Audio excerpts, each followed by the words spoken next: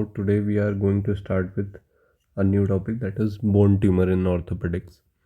ठीक है, bone tumours में बेसिकली हमें देखना क्या है आज इस टॉपिक में, that is about the benign tumours, osteoclastoma, GCT. ठीक है, देन प्राइमरी मैलिग्नेंट ट्यूमर्स क्या होते हैं, सम अनकॉमन मैलिग्नेंट ट्यूमर्स होते हैं उनके बारे में, metastasis in the bone, tumour like condition, osteochondroma, aneurysmal bone cyst and fibrous dysplasia, इन सब चीज़ों के बारे में देखेंगे. द टर्म बोन ट्यूमर एक ब्रॉड टर्म है, ठीक है, that has been used for the benign and the malignant neoplasm as well. Tumour like condition of the bone, example osteochondroma. Metastatic deposits in the bone, जो metastatic deposit हो जाते हैं in the bone are commoner than the primary bone tumor. Of the primary bone malignancy, multiple myeloma is commonest. The osteochondroma is the commonest benign tumor. Osteochondroma commonest benign tumor है, ठीक है, of the bone. Most primary malignant, जो most primary malignant bone tumor है children में occur करता है, and in the young adults in whom these constitute one of the common malignant tumors. The nature of the bone tumor can be suspected based on the type of the destruction seen on the X-ray. X-ray पे जिस तरह का destruction हमें दिख रहा होगा उसी से हम सजेस्ट कर सकते हैं कि क्या नेचर हो सकता है बोन ट्यूमर का. ठीक है, वह टाइप ऑफ द लेजन, अगर जोग्राफिक लेजन है, least aggressive, simple bone cyst होगी वो, ठीक है, और वेल डिफाइंड है. ठीक है, moth eaten, less well defined with a moth eaten appearance, more aggressive होती है वो, लो ग्रेड ऑस्टियोसार्कोमा हो सकता है या फिर जाइंट सेल ट्यूमर हो सकता है. Primitive lesion that is least defined है, मोस्ट एग्रेसिव होगा, टेलेंजेक्टिक ऑस्टियोसार्कोमा होगा वो. ठीक, the classification and the nomenclature of the bone tumor is given in this table, that is here. Bone forming tumour जो होते हैं वो बेनाइन होते हैं. बेनाइन में ऑस्टियोइड ऑस्टियोमा होता है, ऑस्टियोमा होता है, ऑस्टियोब्लास्टोमा होता है. ठीक है, इनडिटर्मिनेट होता है, that is aggressive ऑस्टियोब्लास्टोमा.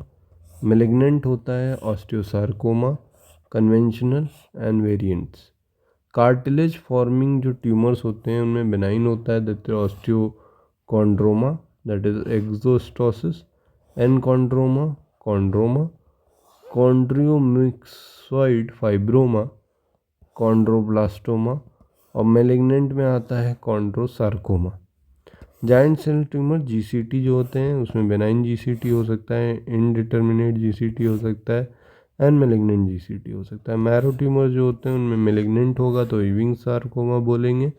Plasma cell tumour हो सकता है, मल्टीपल माइलोमा हो सकता है, लिम्फोमा हो सकता है.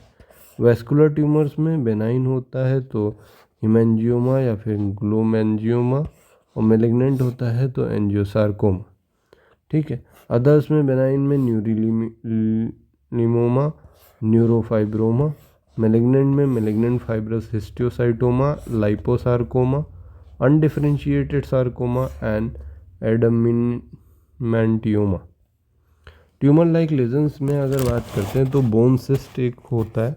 बोन सिस्ट इज सिंपल और एनेरिज्मल. ठीक है, फाइब्रस डिस्प्लेसिया में मोनो या पॉलीओस्ट्रेटिक आता है. Repetitive giant cell granuloma, that is यूप्लिप्स epulis, fibrous cortical defect and eosinophilic granuloma आता है. ठीक है, now we again come back to the benign tumour. The benign tumour, as a name suggest, it will be benign. Osteoma पहली variety है. This is the benign tumour. Osteoma एक benign tumour है जिसमें sclerotic well formed bone protruding from the cortical surface. Sclerotic well formed bone होगी जो कि protrude कर रही होगी from the cortical surface of the bone. The bone involved most often are skull and the facial bone. Osteoma में तुम्हें skull और facial bone mostly involve मिलेंगी. Generally the tumour is of no clinical significance, कोई clinical significance नहीं, except that it may produce a visible swelling, ठीक है, वो एक विजिबल स्वेलिंग प्रोड्यूस कर सकता है, इसके अलावा कुछ स्पेशल क्लिनिकल सिग्निफिकेंस नहीं होगा। समटाइम्स इट में bulge into one of the air sinuses, वो बल्ज करेगा in one of the air sinuses, that is frontal में, एथमोइडल में, या फिर किसी में वो बल्ज कर सकता है, ठीक। And causes obstruction to the sinus cavity leading to the pain, इसकी वजह से पेन होने लगेगा ऑस्टियोमा में। No treatment is required generally except for the cosmetic region where a simple excision is sufficient and it is not a pre-malignant lesion, pre-malignant lesion नहीं होता है। फिर इसके बाद दूसरी एक आ जाती है, that is osteoid osteoma. Osteoid osteoma commonest true benign tumour है, ठीक है, of the bone. Then pathologically it consist of nidus of tangled arrays of partially mineralized osteoid trabecula surrounded by dense sclerotic bone। Clinical presentation अगर देखें तो tumour जो होता है ये वाला हमारा osteoid osteoma is commonly seen between the ages of 5 to 25 year, 5 to 25 year के बीच में देखने को मिलता है। The bone of the lower extremity are more commonly affected, tibia हो गई, tibia being the most commonest one। The tumor is generally located in the diaphysis of the long bone, ये generally diaphysis of the long bones में located होती है। posterior element of the vertebra are common, जो posterior element of the vertebra वो common होते हैं। presenting complaint is nagging pain, presenting complaint क्या है, nagging pain होगा, जो कि worst होता है नाइट पे।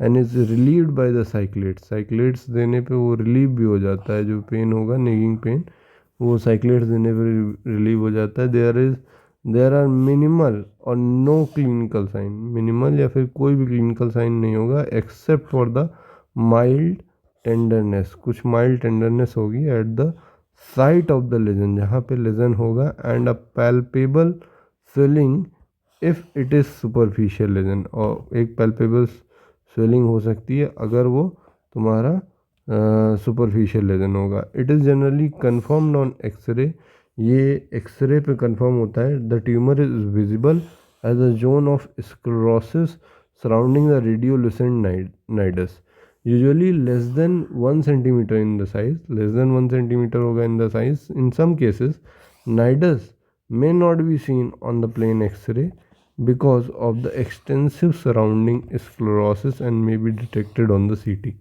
वो आपको CT पे देखेगा, ठीक है। Then you can see in this picture various benign tumors are there। Osteoid osteoma जिसकी हम बात कर रहे हैं टीबिया में कुछ इस तरह से यहाँ पे आएगा, ठीक है। Next the treatment part of the osteoid osteoma, that is complete excision करना पड़ेगा हमें of the nidus along the sclerotic bone is done। prognosis is good and it is not a pre-malignant condition। Osteoid osteoma uncommon benign tumour, इसके बाद कुछ uncommon होते हैं जैसे ऑस्टियोब्लास्टोमा हो गया, ठीक है।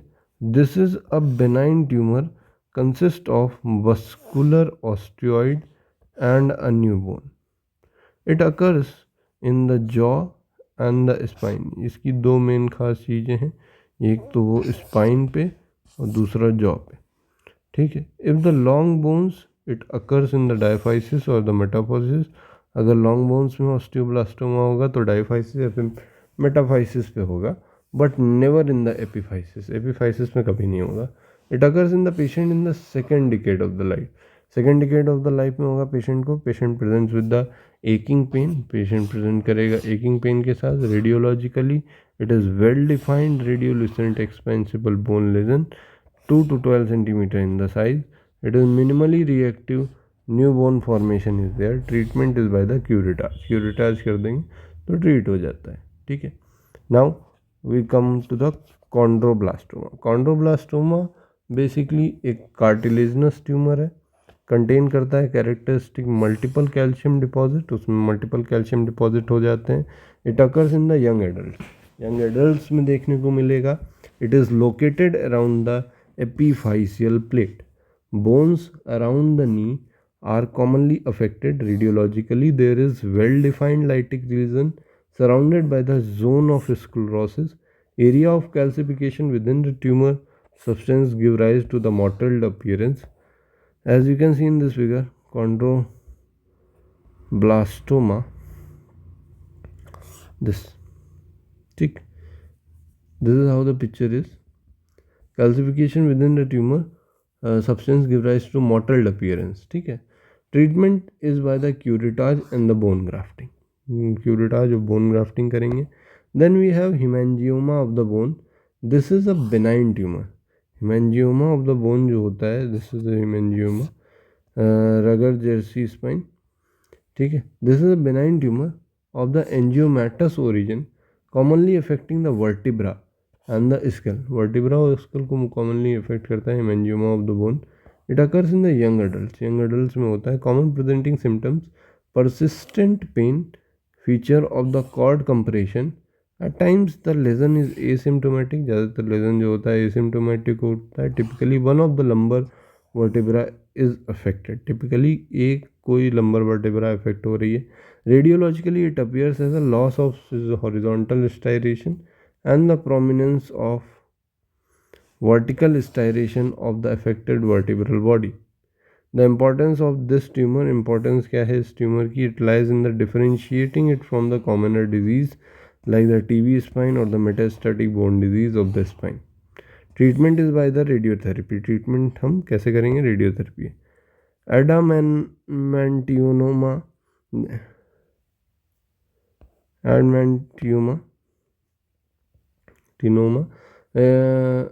common tumor of the jaw bone, also sometimes occurring in the tibia. Tibia में भी होता है in the lower half. It occurs between 10 to 35 year of the age. Swelling जो होती है वो associated होती है. Only minimal pain, बहुत कम पेन होता है. and increase in the size gradually. Typically appears as a honeycomb like loculated lesion on the X-ray. Local reoccurrence is common. Treatment is by resection. Okay, now next is chordoma. Chordoma is a locally malignant, sometimes actually malignant tumor, supposedly originating from the remnant of the notochord. Remnant of the notochord से originate करता है. Sacrum and the cervical spine most common sites होती हैं जो affect होंगी इससे, chordoma से. Presents with the persistent pain and swelling, sometime with the neurological deficit. Bone destruction is the only hallmark feature of this tumor. Treatment, wherever possible, is complete excision. If the complete excision is not possible, then we have the radiotherapy as an option. Now, osteoclastoma, that is giant cell tumor. Giant cell tumor is common bone tumor with a variable growth potential, though generally classified as benign. हालांकि उसे benign बोलते हैं. It tends to reoccur after the local removal. Frankly malignant variant are also known.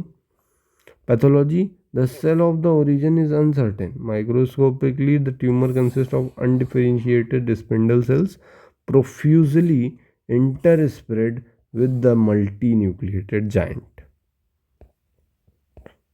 The differential diagnosis, जो giant cell tumour होता है basically उसका cell of origin अभी uncertain है. और जो माइक्रोस्कोपिकली जब हम देखते हैं ना, tumour consist of the differentiated spindle cells, उसमें प्रोफेजली मिलते हैं जो कि इंटरस्प्रेड होते हैं with the multi nucleated giant cells. The tumour stroma is highly vascular. जो ट्यूमर स्ट्रोमा होता है वो काफ़ी वस्कुलर होता है इस केस में. The giant cells were mistaken as osteoclast in the past, hence name osteoclastoma. पहले जाइंट सेल्स को हम ऑस्टियोक्लास्ट नाम से मतलब मिस्टेकन था तो उसे हम ऑस्टियोक्लास्टोमा बोलते हैं. ठीक. Now the clinical feature, the tumour is seen in the age group of 20 to 40 year. 20 से 40 साल की एज में आपको मिलेगा. After epiphyseal fusion. Epiphyseal fusion जब हो गया उसके बाद the bone affected are those around the knee, that is lower end of the femur and the upper end of the tibia, lower end of the femur and upper end of the tibia. Lower end of the radius is another common site. The tumor is located at the epiphysis. Tumour ज़्यादातर epiphysis पे located, it is often reaches the almost the, वो काफ़ी time reach कर जाता है almost up to the joint surface. Common presenting complaints are swelling हो गई, weak pain हो गया. Sometime the patient unaware of the lesion and presents for the first time with the pathological fracture through the lesion. The examination reveals the bony swelling eccentrically located at the end of the bone. Surface of the swelling is smooth. surface जो swelling का होता है वो smooth होता है. Maybe tenderness on the firm palpation. The characteristic eggshell cracking is often not elicited. The limb may be deformed if pathological fracture has occurred. Giant cell tumor is one of the common cause of solitary lytic lesion of the bone. Giant cell tumour जो होता है वो basically common cause होता है solitary lytic lesion of the bone, must be differentiated from the other such lesions. ठीक है, as you can see in this table, giant cell tumour जो होता है आपका 20 से 40 साल की उम्र में ज़्यादातर देखने को मिलेगा. ठीक है, then we have other types such solitary bone lesions के, that is simple bone cyst हो सकती है, एन्यूरिज्मल बोन सिस्ट हो सकती है, फाइब्रस डिस्प्लेसिया हो सकता है. ये इससे डिफरेंट क्यों है? सिंपल बोन सिस्ट जब आपको देखने को मिलेगा, एज प्रेजेंटेशन सबसे पहले 20 साल से नीचे हो रहा होगा. ठीक है, एन्यूरिज्मल बोन सिस्ट आपका 10 से 40 साल में फंस रहा होगा. ठीक है, 20 से 30 साल में जनरली आपको फाइब्रस डिस्प्लेसिया मिलता है. ठीक है, अब कॉमन बोन्स जो इन्वॉल्व होती हैं जाइंट सेल ट्यूमर में, वो लोअर फीमर होता है, अपर टिबिया होता है, लोअर रेडियस होता है. ये तीन चीज़ें होती हैं. लोअर फीमर हो गया, अपर टिबिया हो गई और लोअर रेडियस हो गई. ये mostly involve. Simple bone cyst होगा तो अपर ह्यूमरस होगा, अपर फीमर होगा. ठीक है, टिबिया और ह्यूमरस को इन्वॉल्व कर रहा है. एन्यूरिज्मल बोन सिस्ट हो सकता है neck of the femur and tibia में फाइब्रस डिस्प्लेसिया होता है जनरली. ठीक, लोकेशन जो होती है जाइंट सेल ट्यूमर की वो एपीफाइसिस में होती है और सिंपल बोन सिस्ट मेटाफाइसिस में होगा. ये भी मेटाफाइसिस में होगा और ये भी metaphysis, aneurysmal bone cyst and fibrous dysplasia. ठीक है, एक्सरे में सोप बबल अपीयरेंस आपको मिल जाएगा. इसेंट्रिकली प्लेस्ड होगा जो कि वो जाइंट सेल ट्यूमर होगा. Maximum width less than width of the growth plate, ये आपका सिंपल बोन सिस्ट में मिलता है एक्सरे फाइंडिंग्स में. Distended lesion ballooning of the bone aneurysmal cyst में होगा. और multiloculated glass ground glass appearance with the trabeculations are present are in the X-ray finding. ठीक है, तो करना क्या है, जाइंट सेल ट्यूमर में आप एक्सरसाइज कर दोगे कम्प्लीटली. ठीक है, curettage and bone graft simple bone cyst में होता है, इसमें भी curettage and bone graft, curettage and bone graft. So this is how the DD of a solitary bone lesions is. Now the following are some of the characteristics of the radiological feature of the tumor. That is, it is solitary as we have already learned, may be loculated and lytic lesion. Eccentric location होती है, often subchondral होता है. ठीक है, expansion of the overlying cortex that is expansile lesion होता है. As you can see the radiological features of the giant cell tumor in this case, that is in the first one, the X-ray of the tibia, AP view and the lateral view showing the GCT at the upper end of the tibia. At the upper end of the tibia you can see the GCT. ठीक है, then next we can see in the second figure, that is X-ray of the radius, AP and the lateral view showing the GCT of the lower end of the radius, a lytic tumor with no new bone formation. So you can see over this place. The soap bubble appearance, that is the tumor is homogeneous lytic with the trabecula of the remnant bones traversing it. It gives rise to the loculated appearance, no calcification within tumor, none or minimal reactive sclerosing around the tumors. The cortex may be thinned out or perforated at the places. The tumour usually does not enter the adjacent bone, tumour adjacent bone में enter नहीं करता है। The treatment wherever possible, excision of the tumor is the best treatment. For the sites like the spine where the excision is sometimes technically not possible, radiotherapy is done. Following the treatment method are commonly used, that is excision. This is the treatment of the choice. When the tumor affects a bone, जब tumor किसी bone को affect कर रहा हो, whose removal does not hamper with the function, example the fibula, lower end of the ulna, etc. Excision with the reconstruction. When the excision of the tumor at some site may result in the significant functional impairment, the defect is created by the excision is made usually partially by some reconstructive procedure. For example, in the tumor affecting the lower end of the femur, जब वो lower end of the femur को affect कर रहा है, the affected part is excised, this is en bloc, and the defect thus created made up by one of the following method, that is arthrodesis by turnoplasty procedure. Turnoplasty procedure ये रहा हमारा, ठीक है। In this technique the required length of the tibia is split into the two half. जो required length of the tibia होती है उसको हम दो हाफ में स्प्लिट कर देते हैं। One half is turn upside down, एक हाफ जो होता है उसे हम अपसाइड डाउन टर्न कर देते हैं। with the stump of the femur left after excising the tumor. A similar procedure can be used for the tibial lesion by taking the half of the femur. Arthrodesis by bridging the gap by double fibula, one taken from the same extremity and the other taken from the opposite leg. ठीक है, as you can see in this figure, it is fibular grafting and last is replacement. ठीक, arthroplasty, this procedure the tumor is excised and the attempt is made to reconstruct the joint in some way.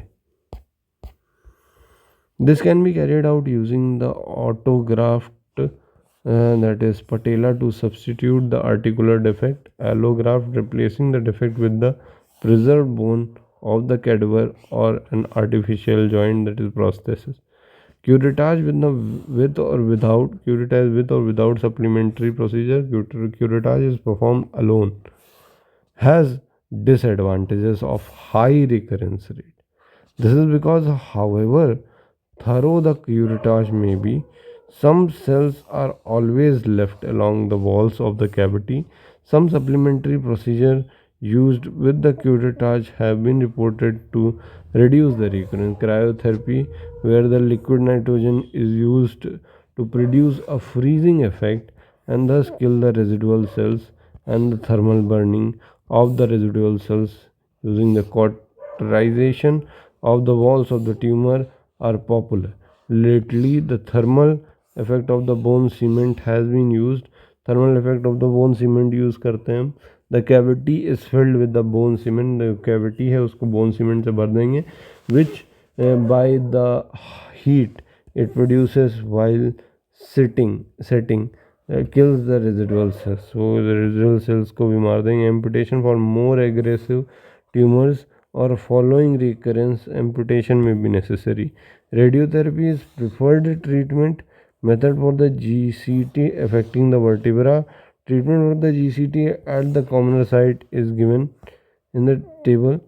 The treatment for the GCT at the commoner site are lower end of the femur, that is excision with the turnoplasty, upper end of the tibia, excision with the turnoplasty, lower end of the radius, that is excision with the fibular grafting, and lower end of the ulna, excision, upper end of the fibula, excision.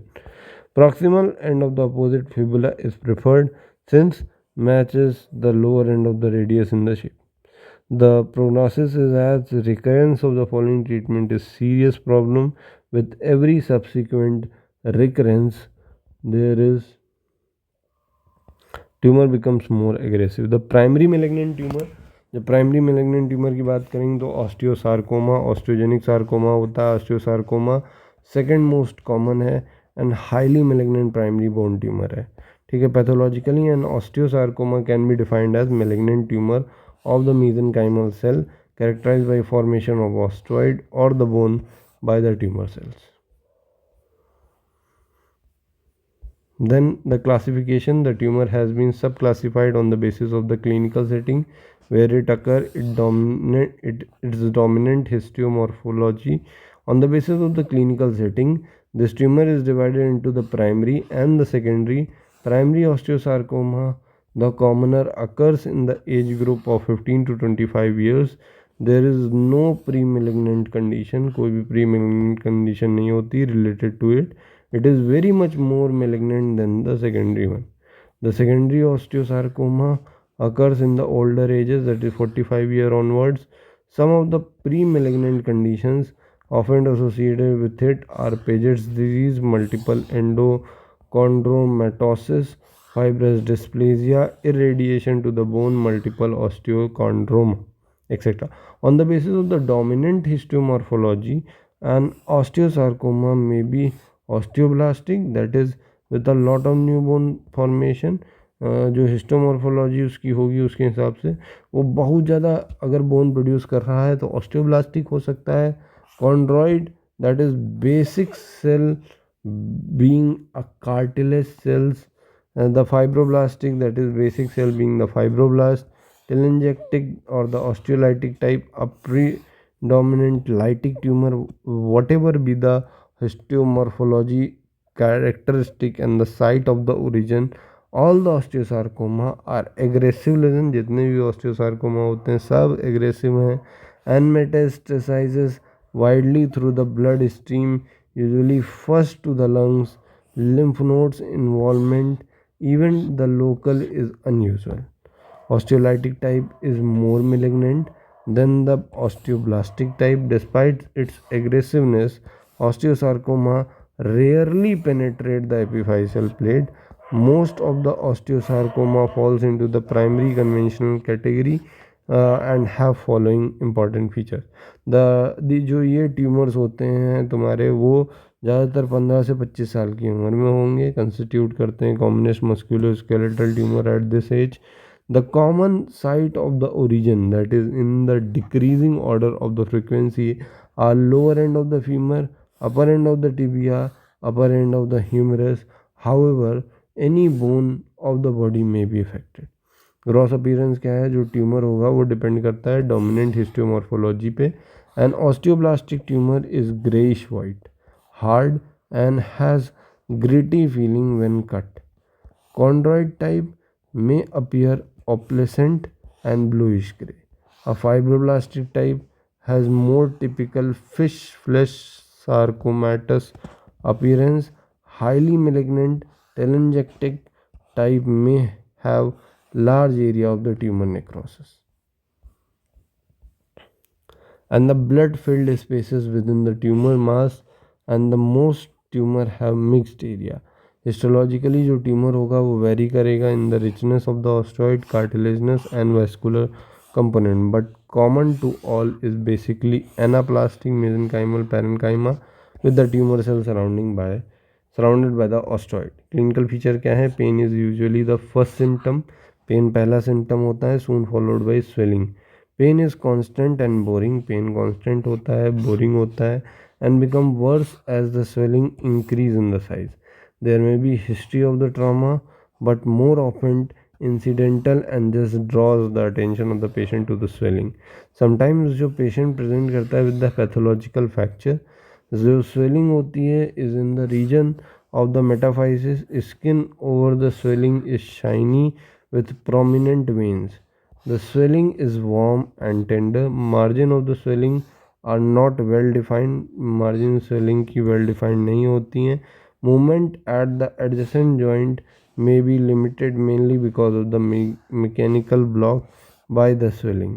The tumor may compress the neurovascular structure. Tumor जो है वो neurovascular structure of the limbs को compress करेगा और produce करेगा symptoms that due to that. Regional lymph nodes may be enlarged.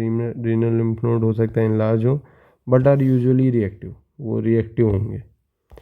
ठीक. The investigation अगर हम देखते हैं तो कुछ इन्वेस्टिगेशन हम कराएंगे. रेडियोलॉजिकली हम सबसे पहले एक्सरे कराएंगे. जो कि हमें दिखा रहा है होगा area of irregular destruction in the metaphysis and sometime overshadowed by the newborn formation. कभी कभी वो ओवरशैडोड हो जाएगा by the newborn formation, there is irregular destruction. ठीक है, X ray of the femur AP view में, लेटरल व्यू में जो कि शो कर रहा है osteosarcoma of the lower end of the femur. ठीक है, मेटाफाइजल ओरिजिन है and lot of new bone formation is there. ठीक है, this is how it is shown the irregular destruction metaphysis in the metaphysis and overshadowed by the new bone formation. जो cortex होगा overlying the lesion is eroded, there is new bone formation in the matrix of the tumor. Periosteal reaction, as the tumor lifts the periosteum, it incites an intense periosteal reaction. The periosteal reaction in the osteosarcoma is irregular, unlike in the osteomyelitis where it is smooth in the layers. Osteomyelitis में अगर देखेंगे तो जो periosteal reaction है वो smooth होती है, इन layers होती है। यहाँ पे ऑस्टियोसार्कोमा में इरेगुलर होता है। Codman triangle, that is triangular area of the sub periosteal new bone is seen in the tumor host cortex junction at the end of the tumor. Sun ray appearance, that as the periosteum is unable to contain the tumor, periosteum में tumor नहीं होता, the tumor grows into the overlying soft tissues. New bone is laid, new bone बनती है along the blood vessels within the tumor, growing centrifugally, giving rise to the sun ray appearance on the X-ray. sun ray appearance X-ray पे मिलेगा तुम्हें। ठीक है,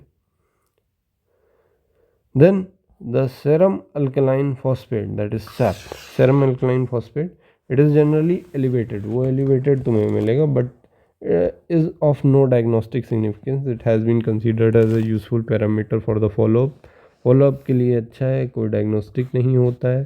ठीक है, of the case of the osteosarcoma, as rise in the SAP after an initial fall after the tumor is removal is taken as indicator of reoccurrence or the metastasis. Biopsy, an open biopsy is performed to confirm the diagnosis.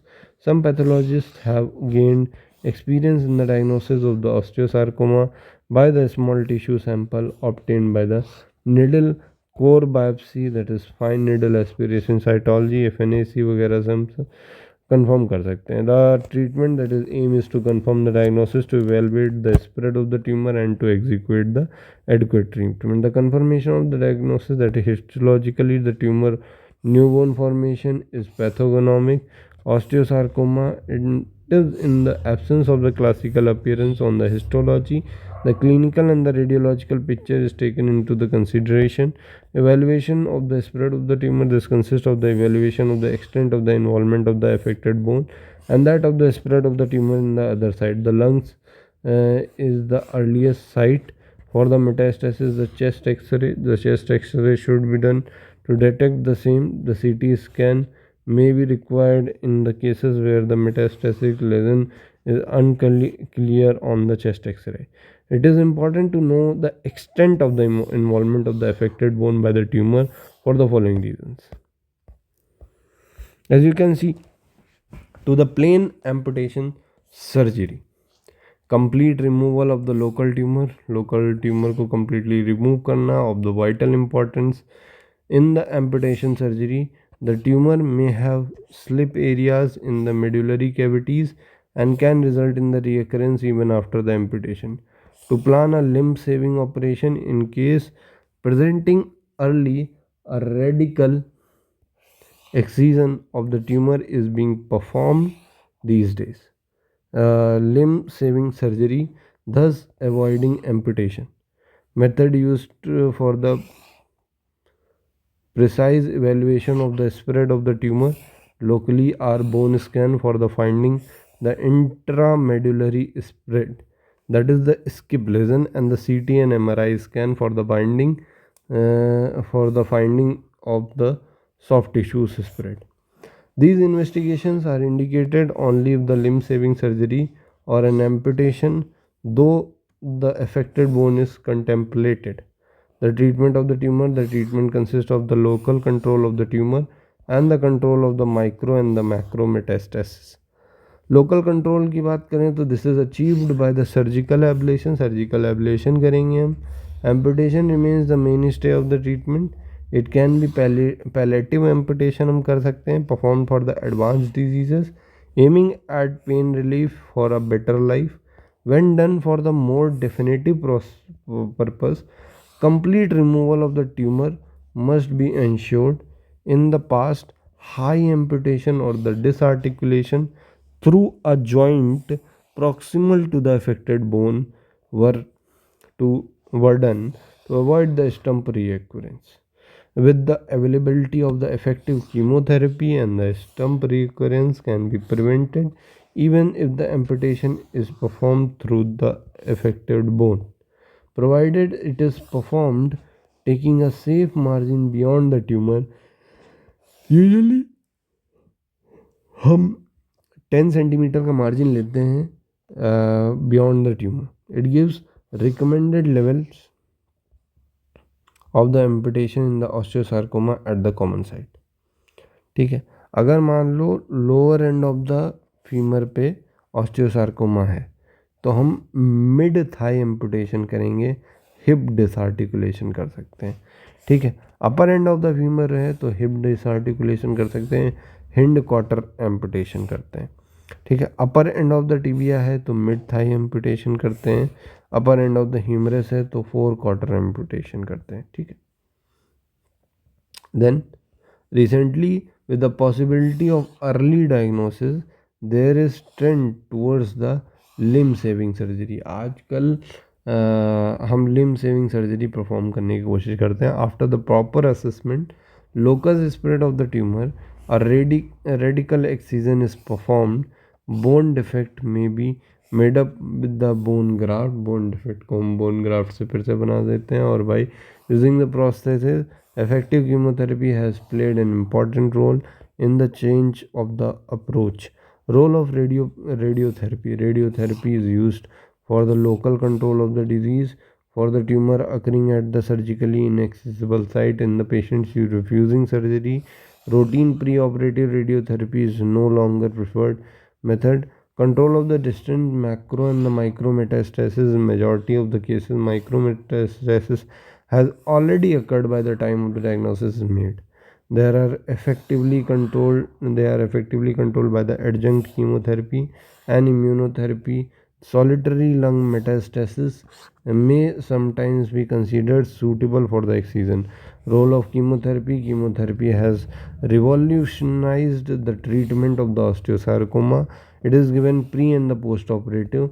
The basic principle being the micrometastasis which are supposed to have occurred at the time of the diagnosis is made, can be effectively controlled. उसे हम control कर सकते हैं. The drugs are high dose methotrexate. हम methotrexate चलाएंगे. high dose methotrexate हो गई, ceturovorum factor, endoxan and sometimes cisplatin.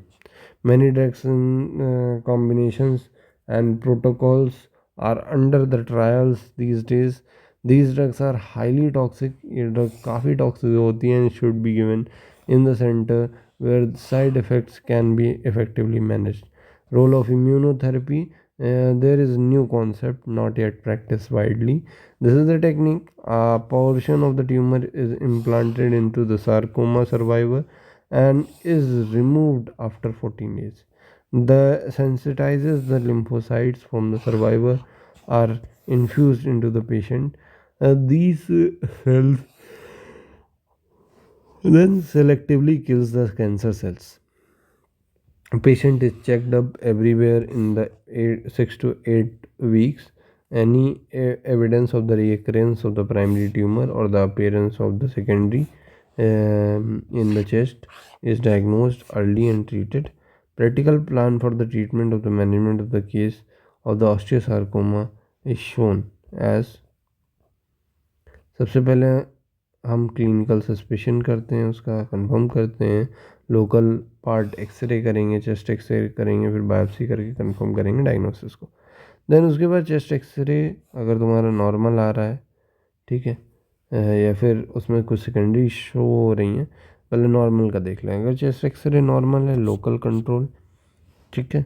Local control में क्या आएगा, लिम्ब एम्पुलेशन सर्जरी होगी, ओके, या फिर लिम्ब सेविंग सर्जरी होगी। लिम्ब एम्पुलेशन सर्जरी की प्रोग्नोसिस गुड होती है, patient uses the artificial limb, हो गया ख़त्म। ठीक है। लिम्ब सेविंग सर्जरी में रेडिकल रिसेक्शन करेंगे, विद रिकन्स्ट्रक्शन करेंगे, ऑर्थोडेसिस जॉइंट रिप्लेसमेंट करेंगे, प्रोग्नोसिस भी गुड होती है। ठीक है। अगर चेस्ट एक्सरे तुम्हारा कंट्रोल ऑफ मेटास्टेसिस नॉर्मली है, control of metastasis news adjuvant chemotherapy, adjuvant chemotherapy चल जाएगी साथ में। ठीक। चेस्ट एक्सरे में सेकेंडरीज अगर दिख रही हैं तो single secondary on C scan दिख रही है तो resection of the secondary under treatment as in a, prognosis fair रहती है। ठीक है। मल्टीपल अगर सेकेंडरीज में देखने को मिल रही है तो palliative ablation of the tumour and the chemotherapy चलेगी, प्रोग्नोसिस पुअर रहती है इस केस में। ठीक है। Then the prognosis without treatment, the death occurs within 2 years, usually within 6 months of the detection of metastasis. 5-year survival with the surgery alone is 20%. With surgery and adjuvant chemotherapy, a 5-year disease of the free period is reported to be high as 70%. The primarily lytic type, that is telangiectatic, and the osteosarcoma has worst prognosis. Secondary osteosarcoma की बात करें, this is a osteosarcoma developing in the bone affected by the pre-malignant disease. In some such diseases are given as pre-malignant bone lesion, that is Paget's disease हो गया, dysphagial achalasia हो गया, endochondromatosis हो गया, post radiation हो गया. The tumor is usually less malignant than the primary osteosarcoma. It is seen in the older age group after 40 years. The treatment is along the line of the conventional osteosarcoma. Paraosteal sarcoma, this is type of the osteosarcoma arising in the region of the periosteum.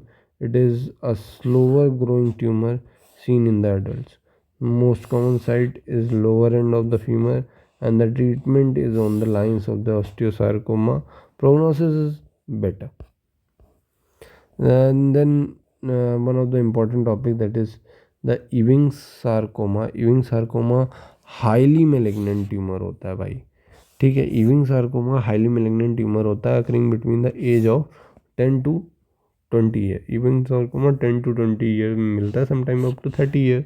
Pathology क्या है, following are of some important pathological feature, that is bone affected, commonly occur in the long bone, ज़्यादातर long bones में होता है। ठीक है। इन 2/3 cases mainly in the femur, ज़्यादातर femur and tibia में होगा। About 1/3 of the cases occurs in the flat bones. Flat bones में 1/3 केसेस में usually in the pelvis and the calcaneum तुम्हें देखने को मिल सकता है। ठीक है। Occasionally it is known to have multi centric origin, उसमें मल्टी सेंट्रिक ओरिजिन होगा। The site of the tumour may be benign anywhere but diaphysis of the long bones is the most common site in this case. यूविंग sarcoma में gross pathology क्या है, जो tumour हैं वो characteristically involve करते हैं large areas को। ठीक है। और even the entire medullary cavity, जो ट्यूमर टिश्यू है वो ग्रेइश वाइट होगा, is soft and may be thin almost like the pus, soft and thin almost like the pus.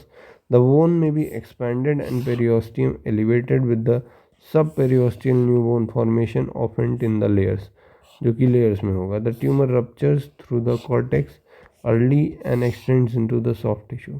Histopathology जो tumor comprise करता है sheets of the quite uniform small cell resembling the lymphocyte. Often the tumor cells surround the central clear area forming the pseudo rosette.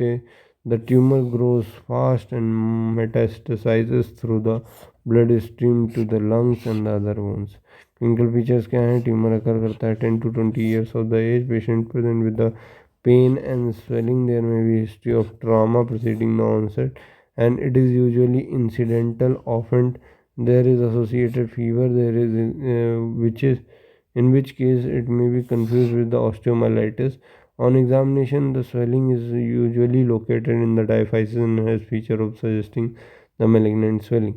Radiological features में अगर देखें तो In this typical, in a typical case, there is lytic lesion of the medullary zone of the mid shaft of the long bone with the cortical destruction and the new bone formation in the layer that is onion peel appearance तुम्हें देखने को मिलेगा. ठीक है. As you can see in this figure, the X-ray of the femur AP and the lateral view showing the Ewing sarcoma of the fibula. Fibula के sarcoma, note the onion peel appearance is there. ठीक है.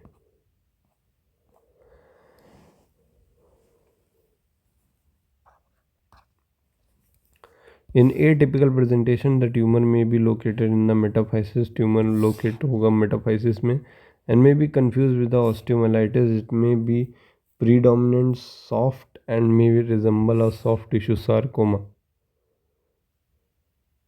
It may be predominant soft tissue component with a little cortical destruction, may resemble the soft tissue sarcoma. In flat bones, it is primarily lytic lesion. Flat bone में वो lytic lesion होगा with hardly any new bone formation. Then we have differential diagnosis of Ewing sarcoma can be differentiated from the other bones. From the chronic osteomyelitis, it can be differentiated by the following feature. In the former, that is sequestrum होगा, well defined coalescence होगा and other smooth periosteal reaction होगा located at the metaphysis. This is highly radiosensitive tumor, melts quickly but reoccurs it in the most cases. Distant metastasis has occurred by the time the diagnosis is made.